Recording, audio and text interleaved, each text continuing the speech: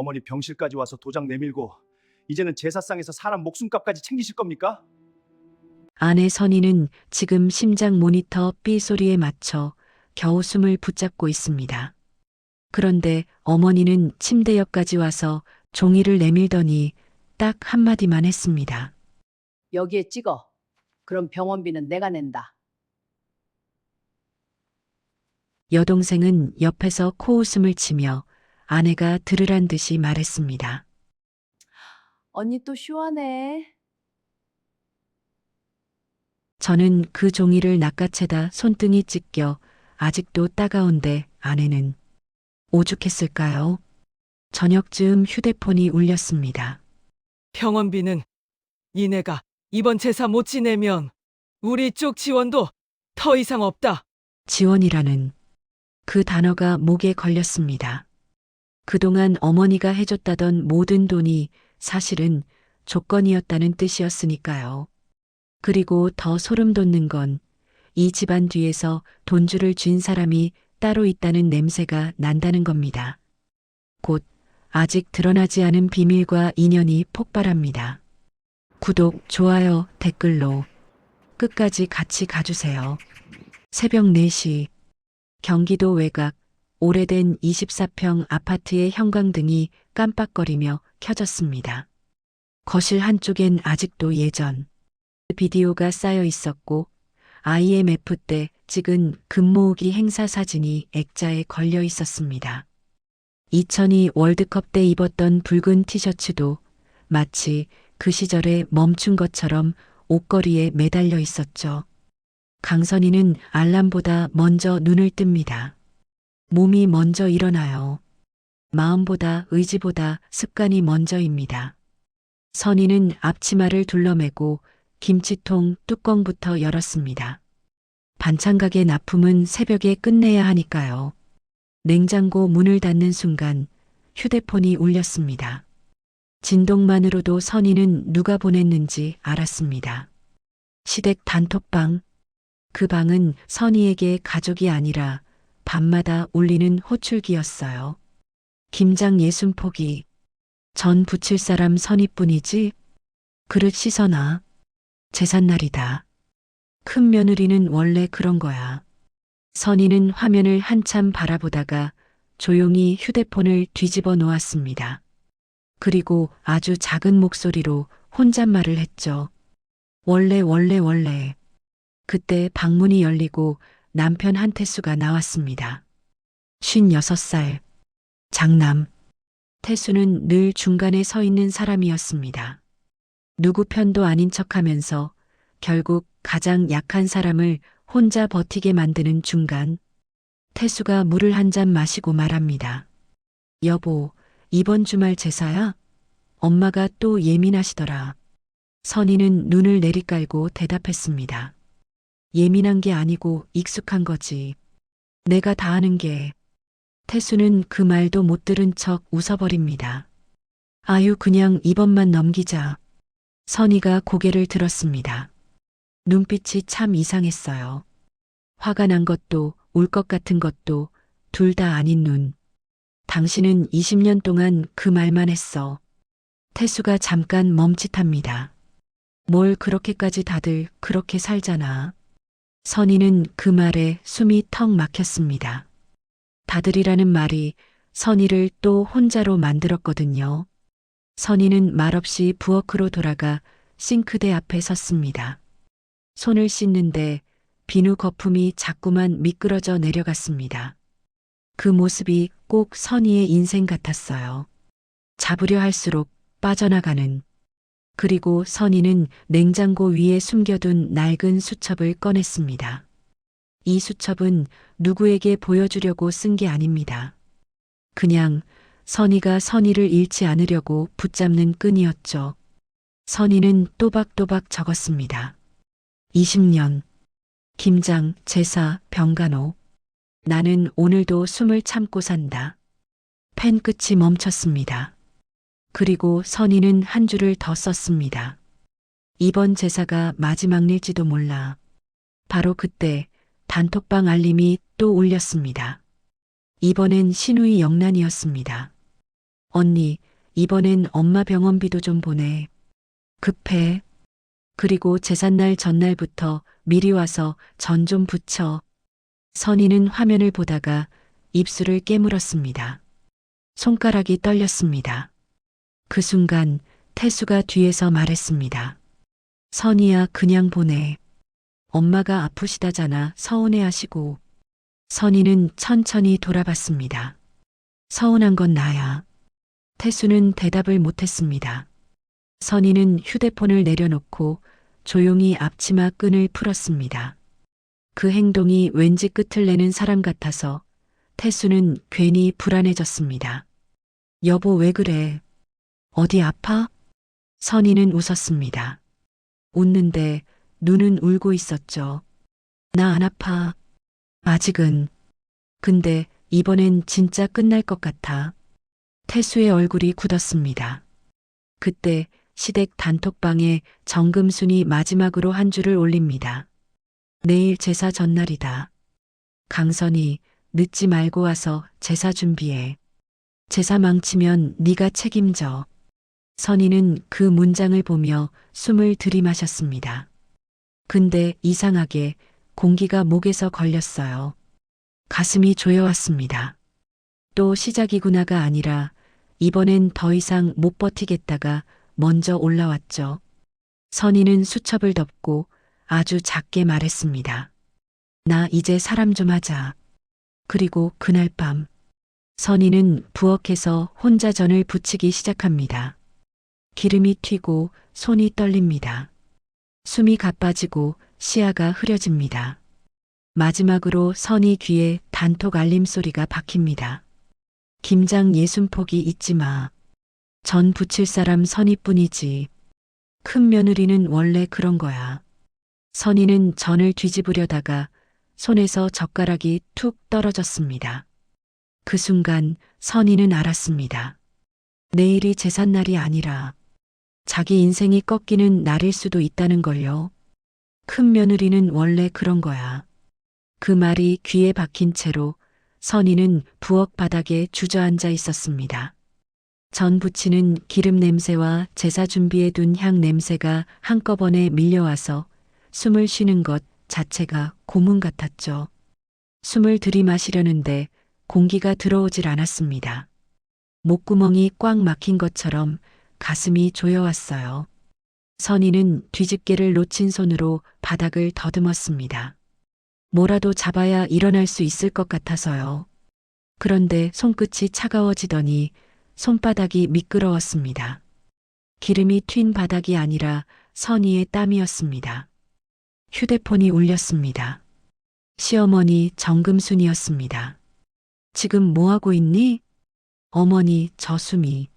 선희가 겨우 뱉은 그 한마디에 시어머니 목소리는 한치의 흔들림도 없었습니다. 헛소리하지 말고 해. 제사 망치면 네가 책임져. 선희는 속으로 생각했습니다. 책임. 또 책임.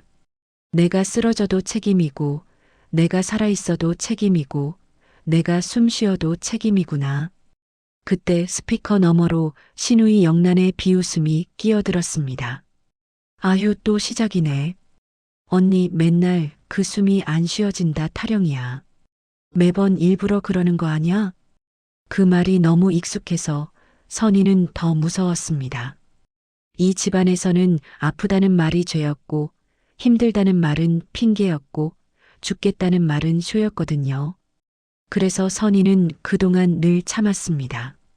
IMF 때도 참았고, 자식 학원비 올랐을 때도 참았고, 남편 월급 밀렸을 때도 참았고, 시어머니 병원비 나올 때도 참았죠. 그런데 오늘은 참는 게 아니라 몸이 먼저 멈추고 있었습니다. 그때 방문이 쾅 열리며 태수가 뛰어나왔습니다. 선희야, 야, 정신 차려. 태수는 선희 얼굴을 보자마자 굳었습니다. 선희는 얼굴이 하얗게 질려 있었고 입술이 파랗게 변해 있었어요. 태수는 그제야 휴대폰을 낚아챘습니다. 야, 입 좀 다물어. 선희 지금 쓰러졌어. 영란이 바로 튀어나왔습니다. 오빠도 미쳤냐? 내일 아빠 제삿날인데 제사 날리겠다고? 시어머니 금수는 한숨을 후 쉬더니 마지막으로 그 말을 꺼냈습니다. 너도 정신 차려. 장남이 그딴 소리 하면 천벌 받아. 천벌. 그 말은 우리 세대에 이상하게 깊게 박혀 있는 말이죠. 부모 말 거역하면 천벌, 제사 안 지내면 천벌, 장남이 입바른 소리하면 천벌. 태수도 그 말을 들으면 늘 한 발 물러섰습니다. 그게 습관이었고 공포였고 굴레였으니까. 하지만 그날 태수는 달랐습니다. 선희가 눈을 반쯤 감은 채 숨을 제대로 못 쉬고 있었거든요. 태수는 이를 꽉 물고 119를 눌렀습니다. 사람이 쓰러졌는데 무슨 천벌이야. 선희는 마지막으로 남편 얼굴을 봤습니다. 그 얼굴이 겁에 질려 있더군요. 선희는 그제야 알았습니다. 아, 이건 힘들다가 아니라 진짜 큰일이구나. 구급대원이 집 안으로 들어왔습니다. 들것이 거실을 지나가며 액자 앞을 스쳐갔습니다. IMF 사진 속 사람들은 웃고 있는데 지금 선희는 숨을 못 쉬고 있었습니다. 참 이상했죠. 그때도 버텼는데 왜 지금은 버틸 수가 없을까? 응급실 형광등 아래에서 선희는 누워 있었습니다. 심전도 기계가 삐삐하고 울렸고 간호사 발소리가 빠르게 오갔습니다. 태수는 침대 옆에 서서 멍하니 선희 손을 잡고 있었습니다. 그 손이 너무 차가워서 태수 손바닥까지 서늘해졌습니다. 의사가 차트를 보며 말했습니다. 과로입니다. 빈혈도 심하고요. 심장 쪽도 위험 신호가 있어요. 태수는 말이 안 나오는 얼굴로 되물었습니다. 심장이요? 의사는 태수를 똑바로 봤습니다. 의사 눈에는 동정도 분노도 섞여 있었습니다. 그 눈빛이 더 무서웠죠. 스트레스가 계속되면 큰일 납니다. 그동안 누적된 스트레스와 과로가 심한 것 같습니다. 이분은 지금 몸이 그만하자고 말하는 상태예요. 태수는 순간 온몸에서 힘이 빠졌습니다. 그만하자라는 말이 선희가 아니라 선희의 몸에서 나온다고 생각하니 더 끔찍했어요. 태수는 복도로 나가 벽에 등을 기댔습니다. 숨을 쉬는데도 숨이 안 쉬어지는 느낌이었습니다. 태수는 스스로에게 처음으로 솔직해졌습니다. 나는 남편이 아니었구나. 나는 장남 노릇만 했구나. 그 장남 노릇이 내 아내를 여기까지 몰았구나. 그때 휴대폰이 또 울렸습니다. 영란 문자였습니다. 오빠, 제사 준비 누가 해? 엄마 열받았어. 제사 망치면 오빠 책임이야. 태수는 문자 화면을 보다가 웃음이 나왔습니다. 웃음인데 목이 메었습니다. 사람이 쓰러졌는데 아직도 제사야? 그런데 그 다음 문자가 더 잔인했습니다. 이번엔 금순이었습니다. 병원비는 니네가 내. 제사 못 지내면 앞으로 우리 쪽 지원도 없다. 태수는 문자를 한참 바라봤습니다. 지원. 태수는 그 단어가 뭔지 너무 잘 알았습니다. 장남에게 주는 지원이 아니라 장남을 묶어두는 목줄 같은 지원. 그 지원이 끊기면 집안에서 장남은 더 이상 장남이 아니게 되니까요. 태수는 조용히 휴대폰을 주머니에 넣었습니다. 그리고 다시 병실로 들어갔습니다. 선희는 눈을 뜨지 못하고 있었습니다. 눈밑이 꺼지고 입술이 말라 있었습니다. 태수는 선희 얼굴을 한참 보다가 아주 낮게 말했습니다. 여보 미안해. 내가 당신을 너무 오래 혼자 세워뒀다. 선희가 아주 희미하게 눈을 떴습니다. 그리고 거의 들리지 않는 목소리로 한마디를 했습니다. 나 사람 맞지? 그 한마디에 태수 가슴이 무너졌습니다. 태수는 선희 손을 더 꽉 잡았습니다. 사람이지. 내 사람이야. 선희는 눈물이 맺혔지만 눈을 감았습니다. 울 힘도 없다는 듯이요. 그날 밤 태수는 병원 의자에 앉아 뜬 눈으로 밤을 새웠습니다. 자꾸만 어머니의 말이 떠올랐습니다. 큰 며느리는 원래 그런 거야. 장남이 그딴 소리 하면 천벌 받아. 병원비 지원 끊는다. 태수는 그 말들이 단순한 잔소리가 아니라 사람을 조여 죽이는 방식이라는 걸 그날 처음 알았습니다. 새벽 2시 태수는 선희 가방을 정리하다가 낡은 수첩을 보고 꺼냈습니다. 첫 장에는 굵은 글씨로 이렇게 적혀 있었습니다. 20년. 나는 오늘도 숨을 참고 산다. 태수는 그 문장을 한참 손가락으로 쓸어내렸습니다. 그리고 태수는 그날 마음속으로 결심했습니다. 이 집안이 믿는 게 천벌이면 나는 이제 법으로 천벌을 내리겠다. 태수는 수첩을 조심히 봉투에 넣었습니다. 마치 전쟁의 첫 무기처럼요.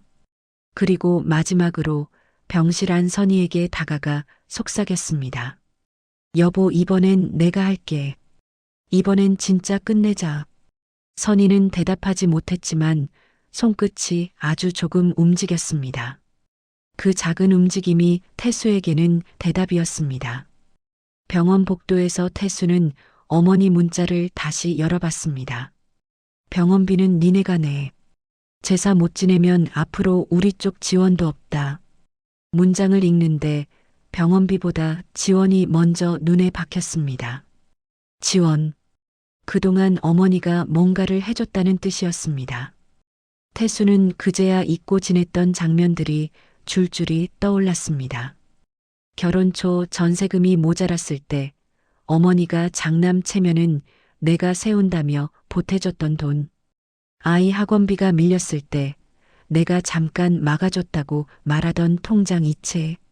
명절마다 봉투를 쥐어주면서 내가 해주는 만큼 너도 집안 지켜라고 못 박던 말. 그땐 고마움이라고 생각했습니다. 하지만 지금 와서 보니 그건 고마움이 아니라 청구서였습니다. 돈을 준 뒤엔 항상 조건이 따라왔습니다. 제사, 영란 뒤치다거리, 말대꾸 금지, 장남답게. 태수는 속으로 생각했습니다. 지원이 아니라 목줄이었습니다. 돈으로 묶어놓고 말 안 들으면 끊어버리겠다는 뜻이었습니다. 그때 병실 문이 열리며 정금순이 들어왔습니다. 손에는 두툼한 봉투가 들려 있었습니다. 딱 봐도 돈 봉투였습니다. 금수는 선의를 한번 쓱 훑더니 태수에게 봉투를 내밀었습니다. 여기 병원비 보태. 태수는 순간 손이 움직이려 했습니다. 습관처럼 받으려는 손이었습니다. 그런데 금순이 바로 덧붙였습니다. 대신 제사는 지내. 장남이면 당연히 해야지. 태수는 봉투를 받지 않았습니다.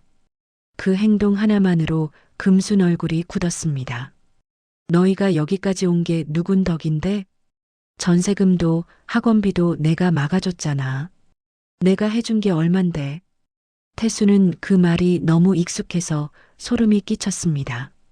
어머니는 도움이라는 이름으로 장남을 길들였습니다. 돈을 주고 그 돈으로 입을 막고 조건을 걸었습니다. 태수는 숨을 한번 고르고 말했습니다. 엄마가 준 돈이 도움인 줄 알았어요. 근데 지금 보니까 도움 아니네요. 그 돈으로 우리를 묶어놓고 말 안 들으면 끊겠다는 거잖아요. 금순이 목소리를 낮췄습니다. 낮아질수록 더 무서운 목소리였습니다. 태수야, 집안 망신은 밖으로 내는 거 아니다. 입 밖으로 새는 순간 너는 장남 자리 끝이야. 태수는 선희 쪽을 바라봤습니다. 선희는 누워 있었습니다. 눈을 제대로 못 뜨고 숨이 얕았습니다. 태수는 그 숨을 보며 속으로 말했습니다. 천벌은 이미 왔습니다. 선희 몸으로 왔습니다. 그때 병실 문이 다시 열렸습니다. 한영란이 들어왔습니다. 영란은 들어오자마자 선희 얼굴을 보지도 않고 딴소리부터 꺼냈습니다. 오빠, 제사 준비는 누가 해? 엄마 지금 이게 말이 돼? 태수는 영란을 바라보며 말끝을 눌렀습니다. 사람이 쓰러졌는데 너는 제사가 먼저야? 영란은 눈을 치켜뜨더니 입꼬리를 비틀었습니다. 언니 또 쉬하는 거 아냐? 원래 좀만 힘들면 누워버리잖아. 그 말이 끝나자 태수 손이 먼저 움직였습니다. 휴대폰을 테이블에 툭 내려놓는 소리가 병실 안에 크게 울렸습니다. 태수는 낮게 말했습니다. 그 입 닥쳐. 영란이 순간 굳었습니다. 오빠, 지금 나한테 하는 말. 태수는 말을 끊었습니다. 선이가 쉬하는 거면 너는 평생 사람을 갈아넣고 산 거야. 영란 얼굴이 벌개졌다가 하얘졌습니다. 그리고 영란은 무심코 금순을 힐끔 봤습니다. 태수는 그 눈빛을 놓치지 않았습니다.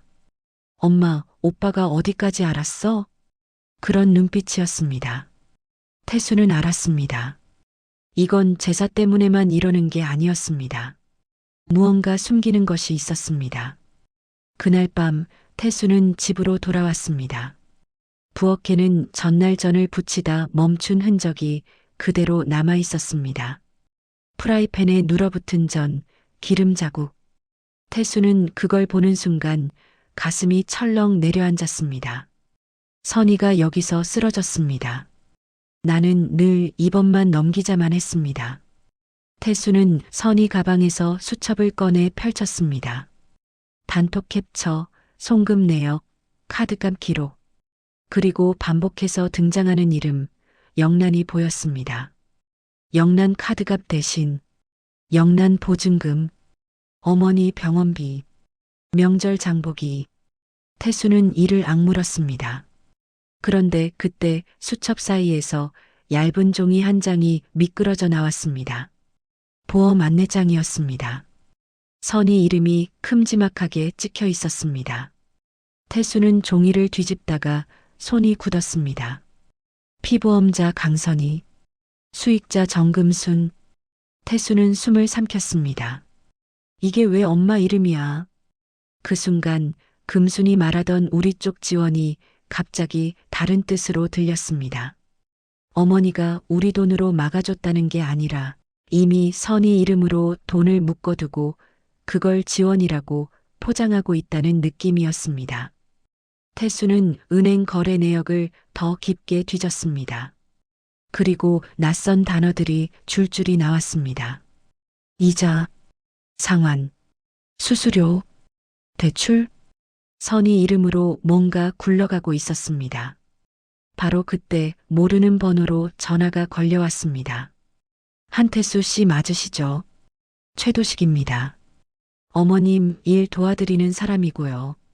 태수는 목소리를 최대한 눌렀습니다. 무슨 일이죠? 도식은 공손하게 말했습니다. 공손해서 더 소름이 끼쳤습니다. 선희 씨 명의 서류 확인만 하나 더 있으면 됩니다. 도장만 찍으면 끝나요. 오늘 안 되면 이자 쪽이 튀어서 어머님이 곤란해지세요. 태수는 조용히 통화 녹음을 켰습니다. 그리고 아주 천천히 물었습니다. 도장 찍으면 뭐가 끝나죠? 정확히 뭘 하자는 겁니까? 도식은 잠깐 웃었습니다. 가족끼리 하는 건데 어렵게 생각하지 마세요. 도장만 있으면 됩니다. 태수는 전화를 끊고 봉투를 꺼냈습니다. 수첩, 보험 안내장, 거래 내역, 통화 녹음 전부 넣었습니다. 그리고 달력에서 제삿날에 동그라미를 쳤습니다. 다 모이는 날, 그 자리에서 어머니가 말하는 지원이 뭔지 다 까발릴 날이었습니다. 태수는 계획을 세웠습니다. 태수는 병원으로 돌아가 선희 손을 잡았습니다. 선희 손끝이 차가웠습니다. 태수는 선희 귀에 낮게 속삭였습니다. 여보, 엄마가 말한 지원. 그거 도움 아니야. 우리 목줄이야. 그리고 내가 그 목줄 끊을게. 선희는 눈을 뜨지 못했지만 손끝이 아주 조금 움직였습니다. 그 작은 움직임이 태수에게는 대답 같았습니다. 태수는 그날 처음으로 마음속에 문장을 하나 세웠습니다. 천벌이 아니라 법이다. 그 문장을 마음속에 박아놓고도 나는 한동안 선희 병실 문 앞에서 움직이지 못했습니다. 법은 차갑고 정확하지만 선희의 숨은 지금도 얇았습니다. 내가 조금만 늦으면 법정에 설 사람은 살아있는 선희가 아니라 사진 속 선희가 될 수도 있었습니다. 나는 휴대폰을 꺼냈다가 다시 넣었습니다. 지금은 누구한테 전화할 때가 아니었습니다. 먼저 남길 걸 남겨야 했습니다. 기록이 남으면 거짓말은 숨을 곳이 없으니까요. 나는 간호사 스테이션으로 갔습니다. 방문 기록이 남는지, CCTV가 남는지, 누가 보호자 확인을 시도했는지 하나씩 확인하고 하나씩 적었습니다. 그날 나는 처음으로 장남이 아니라 증인이 되기로 했습니다. 간호사는 내 얼굴을 보고도 바로 말을 고르지 못했습니다. 사람들이 보통 여기서 울거나 소리를 지르니까요. 그런데 나는 울지도 소리치지도 않았습니다. 오히려 너무 차분했습니다. 그 차분함이 오히려 무서웠는지 간호사는 낮은 목소리로 말했습니다. 보호자분 오늘 밤에 어머님이 오셨어요. 보호자 확인이 필요하다고 하셨고요. 나는 물었습니다. 혼자 오셨어요? 간호사는 고개를 저었습니다. 아니요. 남자분 한 분이 같이 계셨어요. 말투가 너무 공손해서 더 이상했어요. 그 순간 내 속이 싸늘해졌습니다. 공손한 말투. 그건 내가 통화에서 들었던 그 목소리였습니다. 최도식이었습니다. 나는 더 묻지 않았습니다. 대신 내가 확인해야 할 걸 정확히 짚었습니다. 방문 기록 남죠? CCTV도 남고요? 그 두 분이 여기 서 있었던 시간 확인 가능하죠? 간호사는 잠깐 망설이다가 고개를 끄덕였습니다. 네. 보안팀 통해서 요청하셔야 해요. 나는 그 자리에서 메모장에 시간을 적었습니다. 선희 병실 앞 복도 CCTV, 스테이션 CCTV, 출입 기록. 말로는 못 이겨도 기록은 못 속였습니다. 그때 병실 쪽에서 링거대가 흔들리는 소리가 들렸습니다. 선희가 몸을 뒤척인 소리였습니다. 나는 반사적으로 병실로 들어갔습니다. 선희는 눈을 제대로 뜨지 못한 채 나를 찾았습니다. 그 눈빛이 묘하게 불안했습니다. 사람이 누군가에게 겁을 주입당했을 때 나오는 눈빛이었습니다. 여보, 선희 목소리가 갈라졌습니다. 아까 어머니가. 나는 숨을 죽였습니다. 어머니가 뭐? 선희는 입술을 떨며 말했습니다. 종이를 내밀었어. 도장 찍으래. 그럼 병원비 어머니가 낸대. 내 머릿속에서 뭔가가 퍽 하고 깨졌습니다. 아픈 사람에게 도장을 요구했습니다. 그 말은 곧 선희가 지금 사람이 아니라 서류로 취급되고 있다는 뜻이었습니다. 나는 선희 손을 꽉 잡았습니다. 여보, 누가 와도 종이 내밀어도 절대 찍지 마. 무서우면 그냥 나만 불러. 내가 다 막을게. 선희는 눈물이 맺힌 채로 고개를 아주 조금 끄덕였습니다. 그때 휴대폰이 또 울렸습니다. 모르는 번호였습니다. 하지만 나는 이미 알았습니다. 도식이었습니다. 나는 병실 밖으로 나가서 전화를 받았습니다. 내 목소리는 이상하게도 더 낮아졌습니다. 사람이 정말 화가 나면 목소리가 커지기보다 차갑게 가라앉기 마련입니다. 태수 씨, 도식은 여전히 공손했습니다. 오늘 안에 정리 안 되면 내일부터는 방식이 바뀝니다. 나는 물었습니다. 방식이요. 도식이 아주 작게 웃었습니다. 전화로만 해결하던 걸 직접 확인하러 간다는 뜻입니다. 병원 쪽에 서류가 들어가 있거든요. 보호자 서명만 있으면 됩니다. 내 등에 식은땀이 흘렀습니다. 병원, 보호자 서명, 그 단어 조합 자체가 협박이었습니다. 나는 숨을 눌러 말했습니다. 누가 보호자 서명하죠? 도식은 아무렇지 않게 말했습니다. 어머님이요. 가족이니까 가능하죠. 태수 씨가 협조 안 하면 어머님도 어머님 방식이 있으시고, 어머님 방식? 그 말이 오늘따라 무서웠습니다. 돈의 방식이 아니라 사람을 움직이는 방식이었습니다. 나는 통화 녹음을 켜고 마지막으로 한 번 더 끌어냈습니다. 정확히 뭘 하자는 겁니까? 도식은 단어를 골라 말했습니다. 연체 막으려면 확인이 더 필요합니다. 그게 안 되면 수익자 변경도 대출 연장도 못하고요. 그럼 어머님이 곤란해지죠. 수익자 변경? 그 단어가 내 머리를 망치로 내리쳤습니다. 선의보험, 수익자 정금순. 그게 더 단단해집니다. 더 깊게 묶입니다. 나는 전화를 끊고 한참을 서 있었습니다. 손이 떨렸지만 눈은 또렷했습니다. 이제 알겠습니다. 이 싸움은 제사 한 번으로 끝나는 싸움이 아니었습니다. 선의를 서류로 만들려는 사람들이 있었고 나는 그걸 사람으로 되돌려야 했습니다. 나는 다시 간호사 스테이션으로 돌아갔습니다. 그리고 분명하게 말했습니다. 오늘 밤 누가 오든 보호자 변경이나 퇴원 관련 서류는 저한테만 확인해 주세요. 기록도 남겨주세요. 방문자 이름, 시간, 동행자까지요. 간호사는 내 얼굴을 보고 고개를 끄덕였습니다. 병실로 돌아와 선희 옆에 앉았습니다. 선희 숨은 여전히 얇았지만 내가 손을 잡자 조금 안정되는 것 같았습니다. 나는 선희 귀에 낮게 속삭였습니다.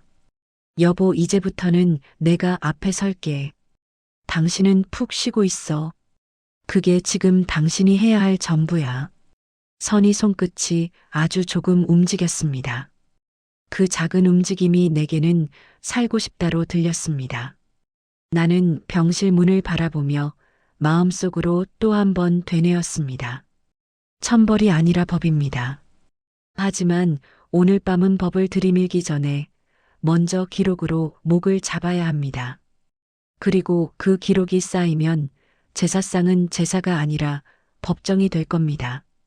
그날 밤 나는 병원 의자에서 눈을 감지 못했습니다. 선희가 숨을 쉬는지 확인하려고 두세 번씩 병실 문을 살짝 열어봤습니다. 사람이 겁을 먹으면 시간은 늘어납니다. 복도 형광등은 유난히 희게 번졌고 간호사 발소리는 더 차갑게 들렸습니다. 밤 9시가 조금 넘었을 때였습니다. 야간 면회가 끝나기 직전 간호사 스테이션 쪽이 잠깐 소란해졌습니다. 나는 반사적으로 고개를 들었습니다. 서류철을 든 남자 하나가 서 있었습니다. 말끔한 셔츠, 깔끔한 머리, 공손한 웃음. 그 옆에는 어머니가 서 있었습니다. 최도식이었습니다. 전화 속 목소리가 이제는 사람으로 눈앞에 서 있었습니다. 도식은 간호사에게 너무 정중하게 말했습니다. 보호자 확인 때문에 왔습니다. 어머님이 보호자시고요. 퇴원 관련 서류만 정리하고 가면 됩니다. 간호사가 조심스럽게 말했습니다.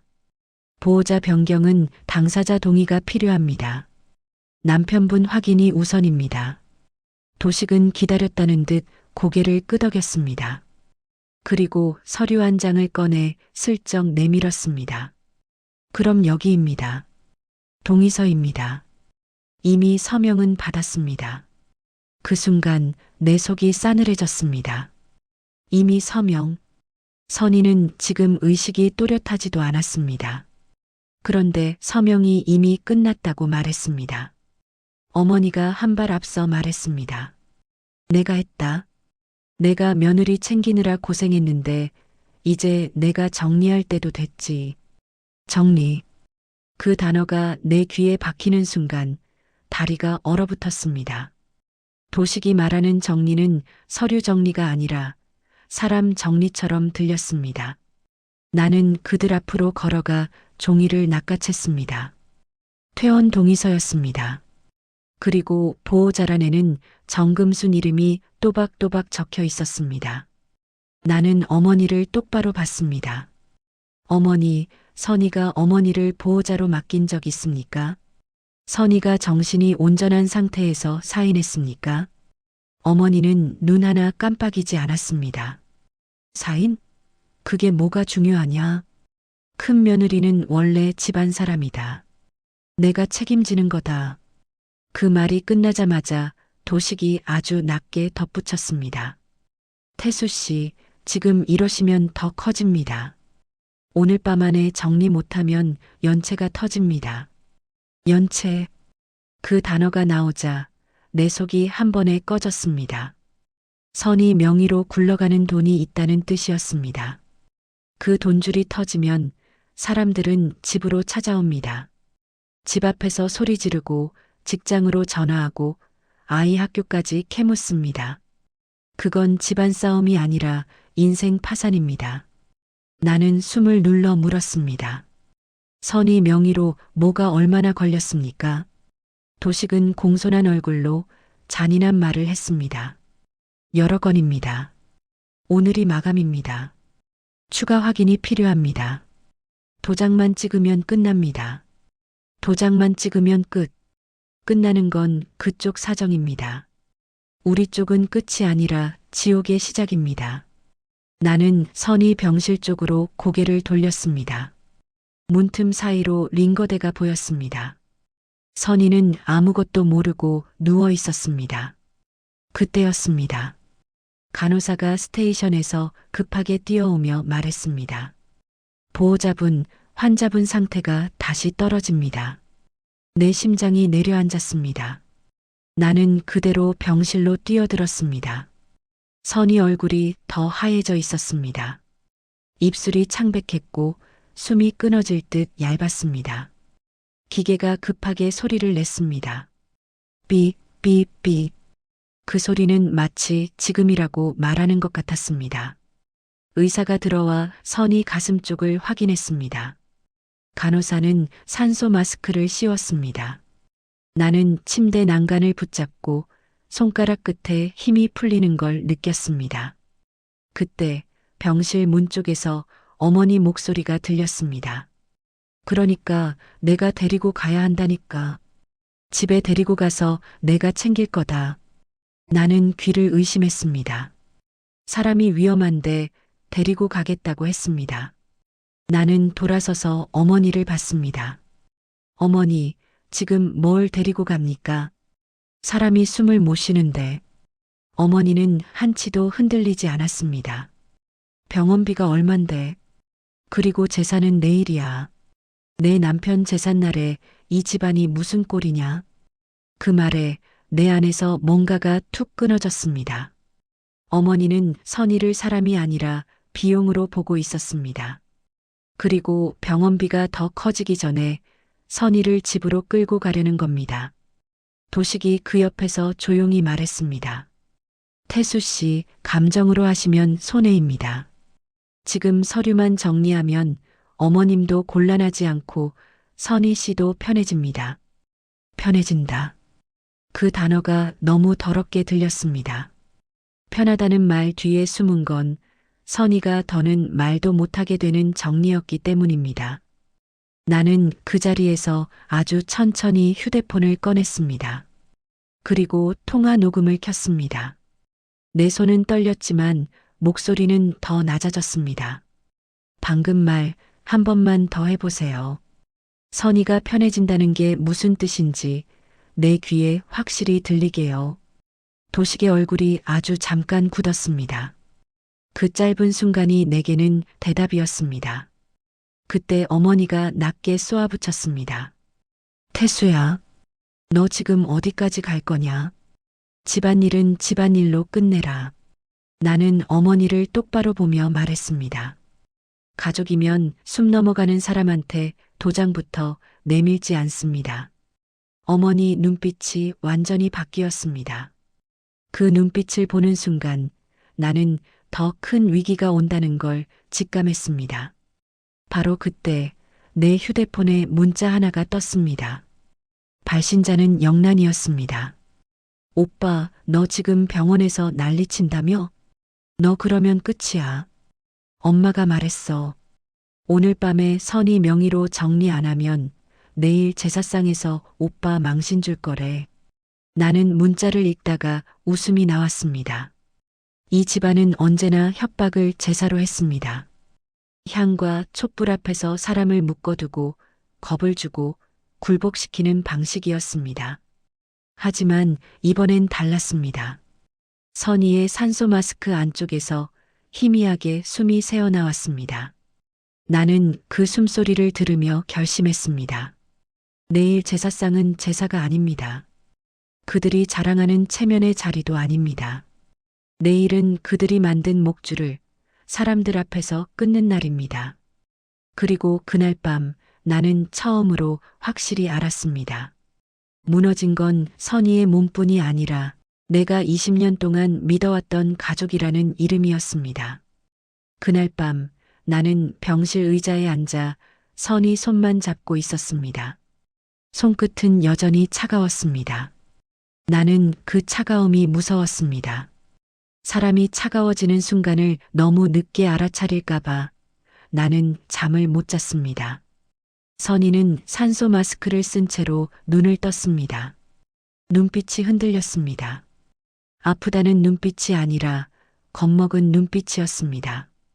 여보, 선의가 내 손을 아주 약하게 당겼습니다.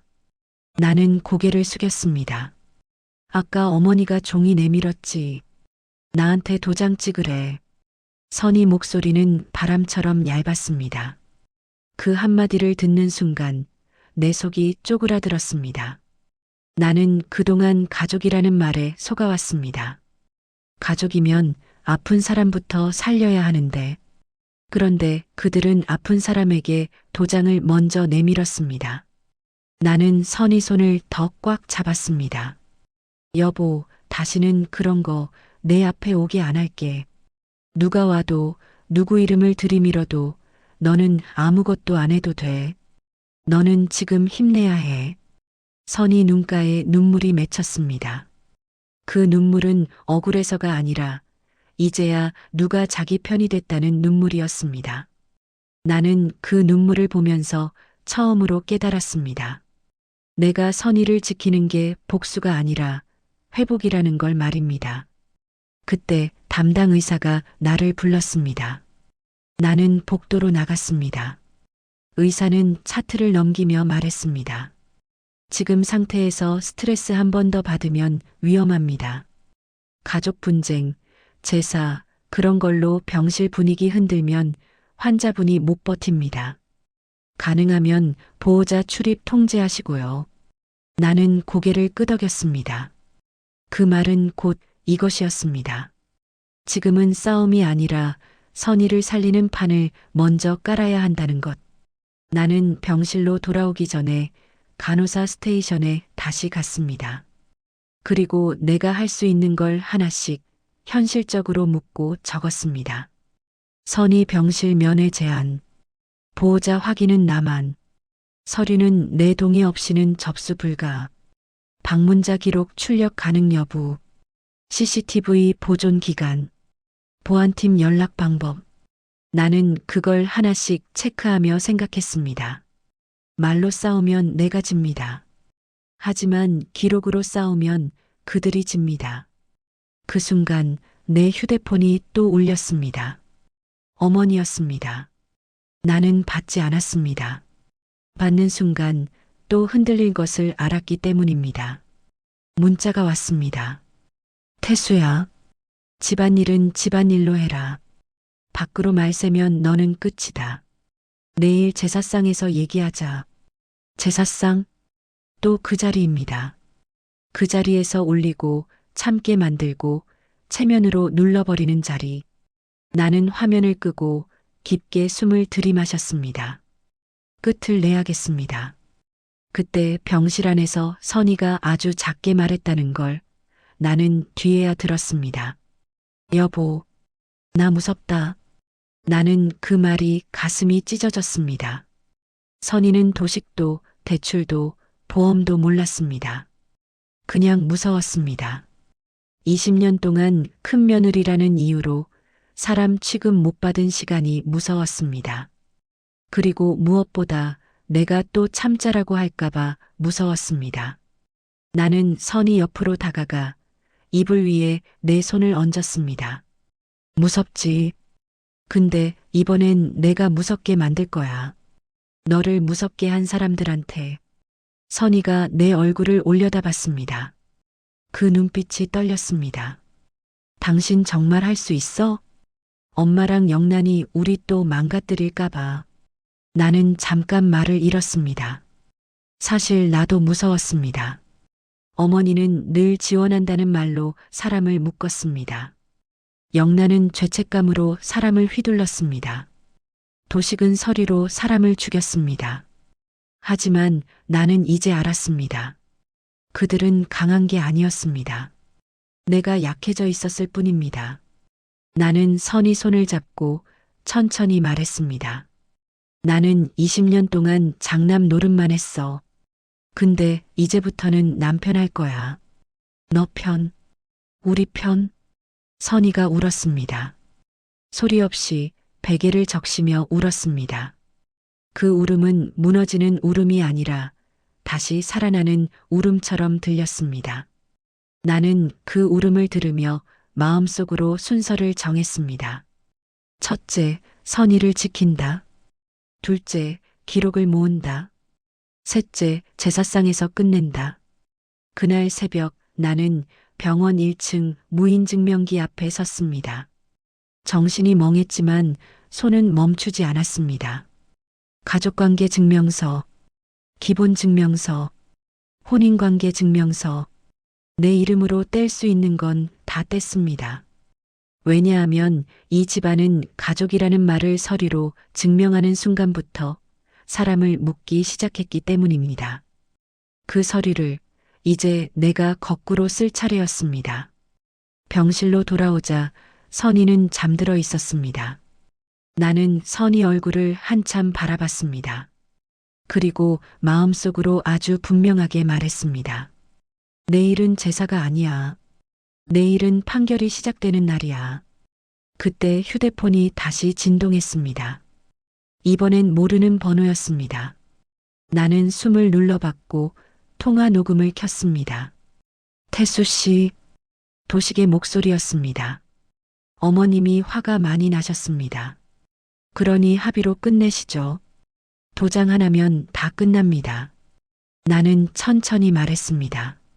끝나는 건 당신들 쪽이겠지. 우리 쪽은 이제 시작입니다. 그리고 나는 전화를 끊었습니다. 선이 손을 다시 잡았습니다. 선이 손끝이 아주 조금 따뜻해진 것 같았습니다.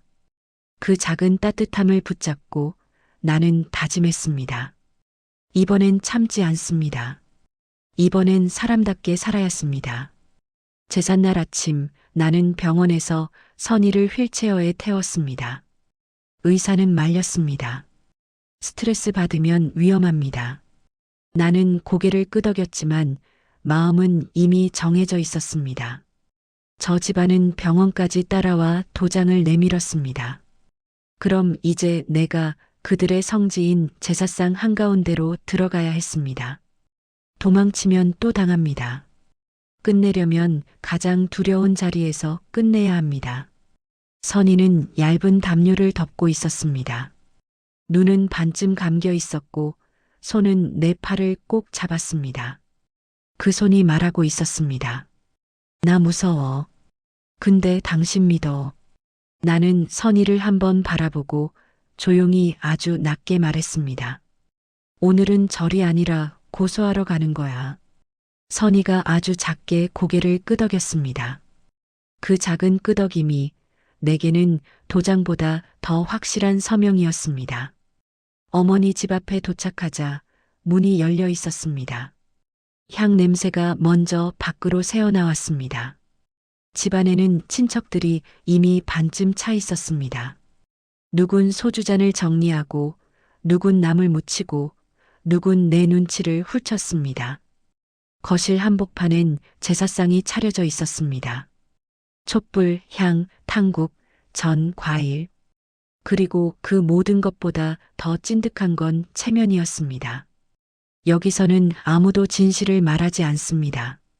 다만 참고 사는 게 미덕이라는 껍데기만 진열해 둡니다. 어머니는 내 얼굴을 보자마자 한마디를 던졌습니다. 네가 감히 여길 와? 제 꼴은 또 뭐야?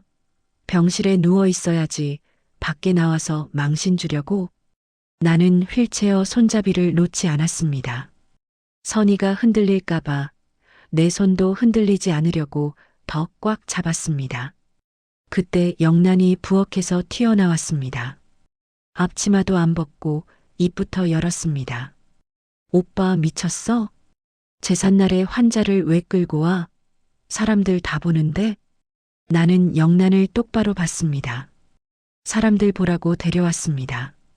이 집안이 사람 하나를 어떻게 망가지게 했는지 다 보라고요. 거실이 순간 조용해졌습니다. 그 조용함이 무서웠습니다. 어머니가 낮게 이를 갈았습니다. 입 조심해라.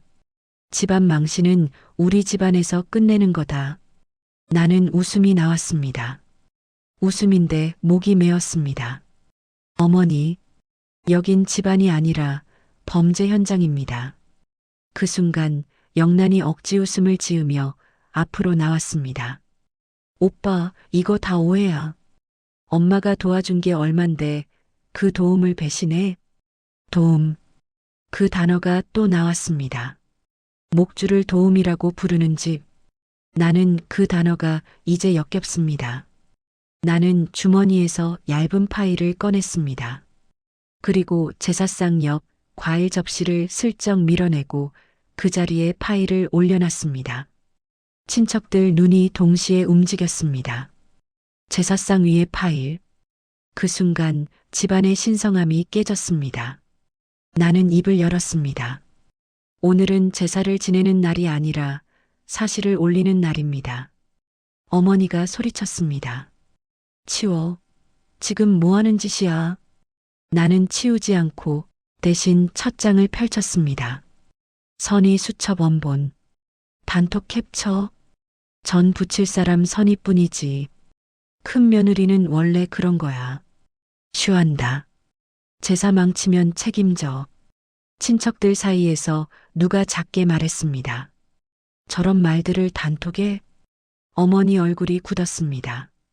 하지만 어머니는 체면으로 버티는 사람입니다. 체면이 무너지기 전까지는 아무리 사실이 나와도 버팁니다. 그래서 나는 다음 걸 꺼냈습니다. 보험 안내장. 피보험자 강선희. 수익자 정금순. 거실이 더 조용해졌습니다. 촛불이 흔들릴 정도로 공기가 바뀌었습니다. 나는 아주 천천히 말했습니다. 어머니가 선희 이름으로 보험을 들었습니다. 수익자는 어머니입니다. 어머니가 소리쳤습니다. 그게 뭐가 어때서?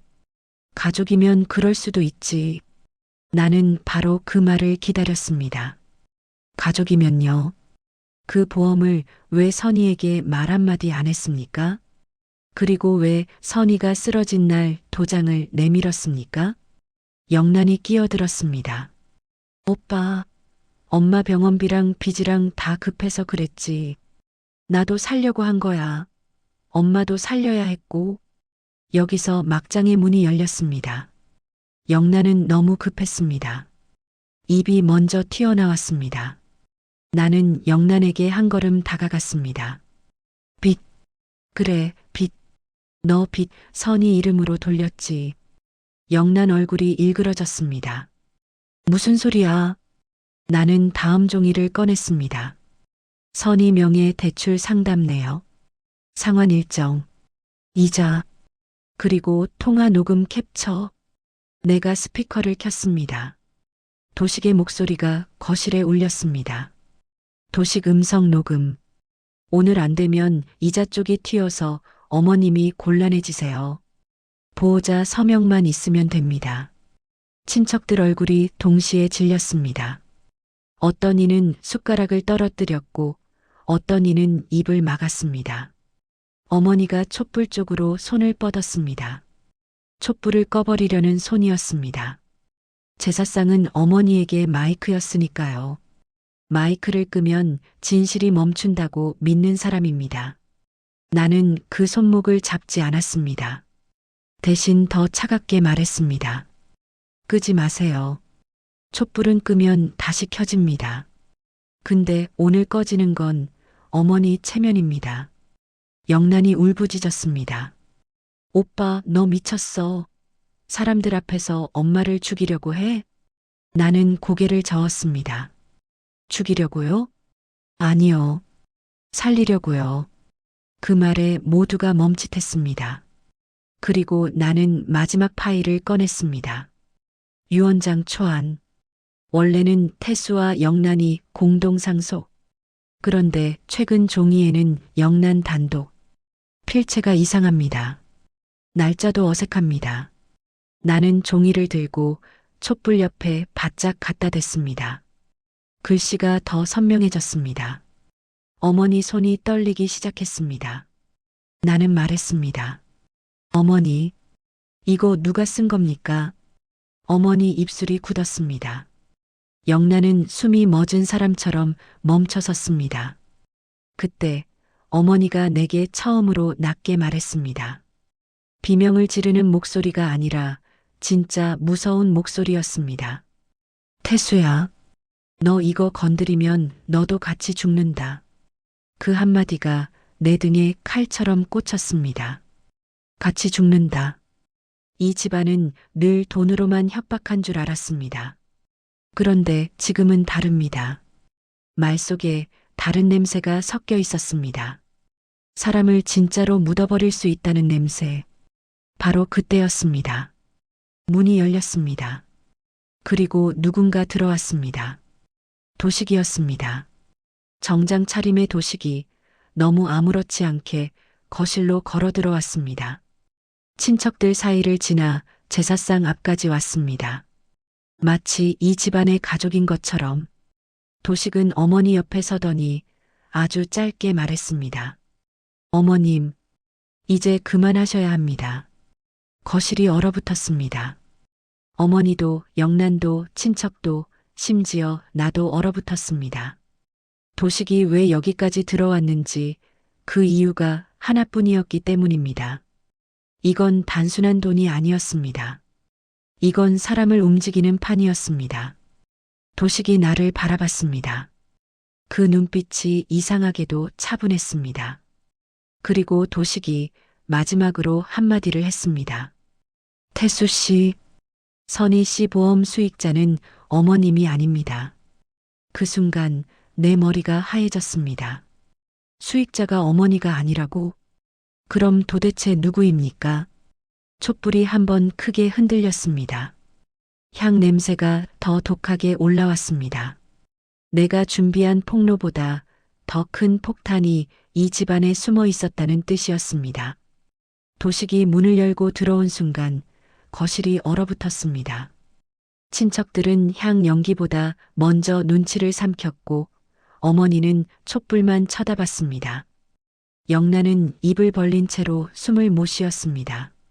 도식은 제사상 앞까지 걸어오더니 봉투 하나를 꺼내 과일 접시 옆에 툭 내려놨습니다.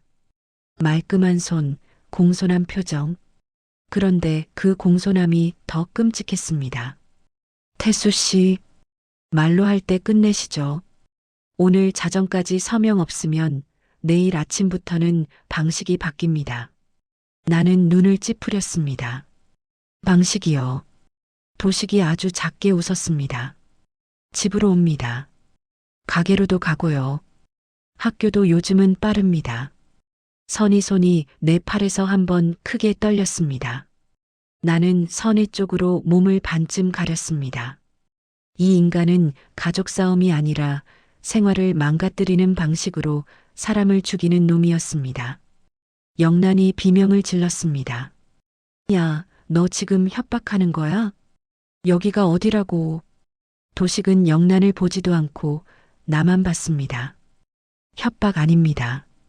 연체는 사실이니까요. 돈이 움직이면 사람도 움직입니다. 그 순간 내 안에서 분노가 한 번에 끌어올랐습니다. 하지만 나는 목소리를 올리지 않았습니다. 목소리를 올리는 순간 그들은 감정이라고 몰아가고 끝내버립니다. 그래서 나는 더 낮게, 더 단단하게 말했습니다.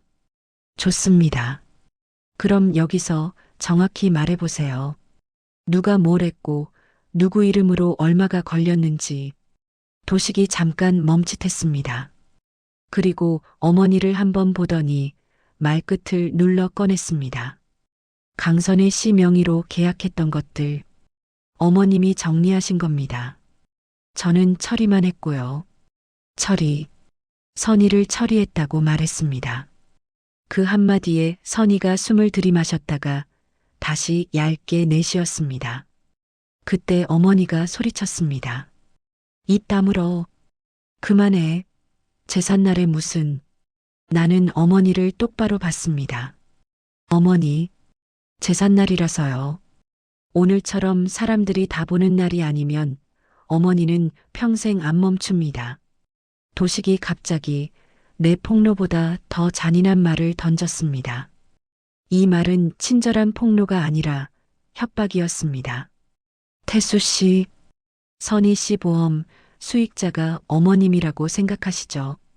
나는 숨이 멎었습니다. 뭐라고요?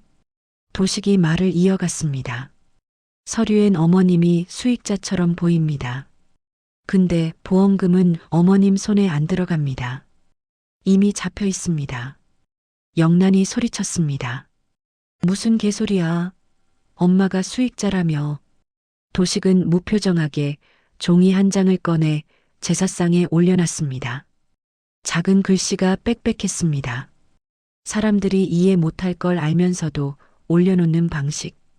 전문가가 사람을 눌러버릴 때 쓰는 방법입니다. 그래서 나는 도식이 숨기고 싶어하는 말만 뽑아냈습니다. 쉽게 말해요. 그 돈 누가 먼저 가져갑니까? 도식이 짧게 대답했습니다. 저희 쪽입니다.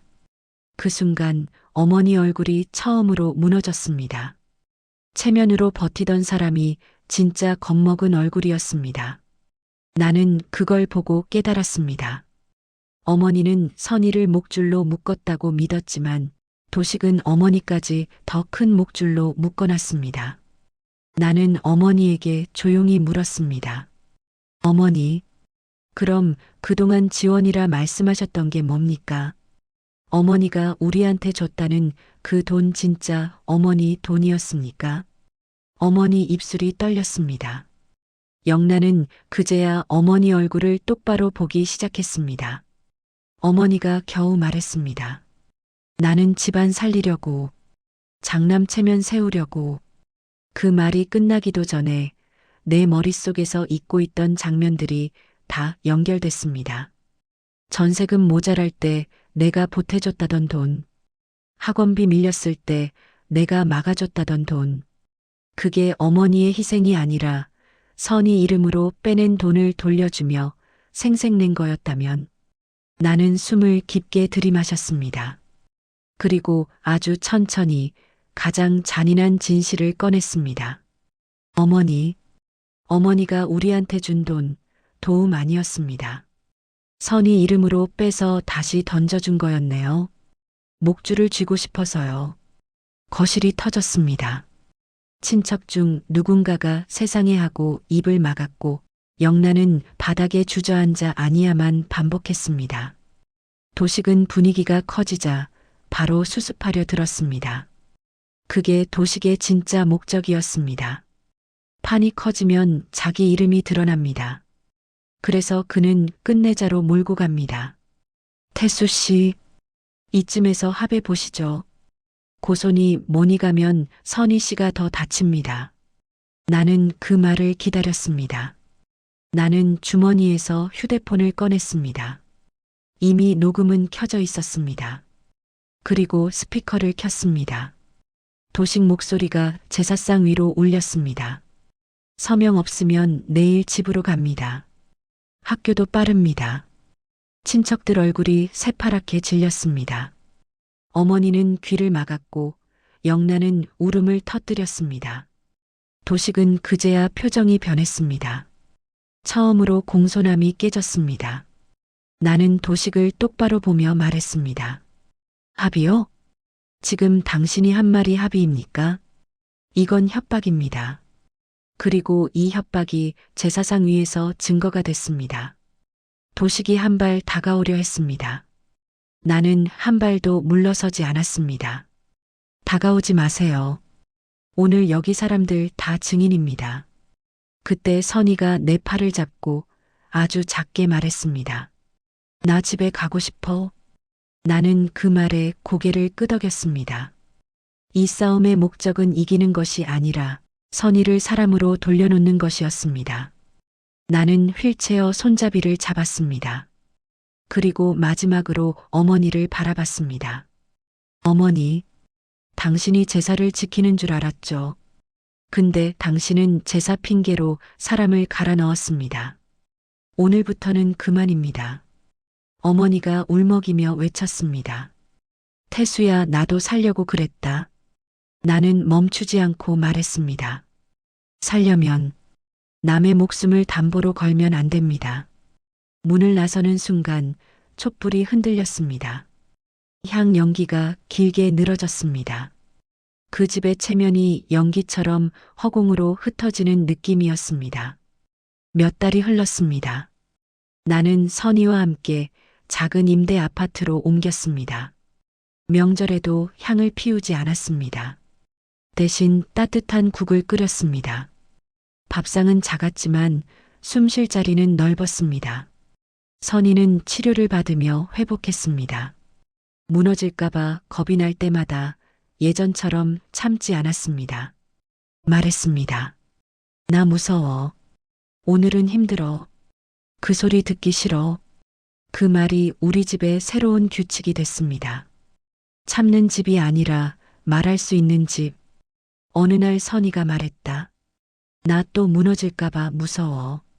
나는 선희 손을 잡고 대답했습니다. 무너지면 내가 바칩니다. 근데 이번엔 무너질 때까지 참지 맙시다.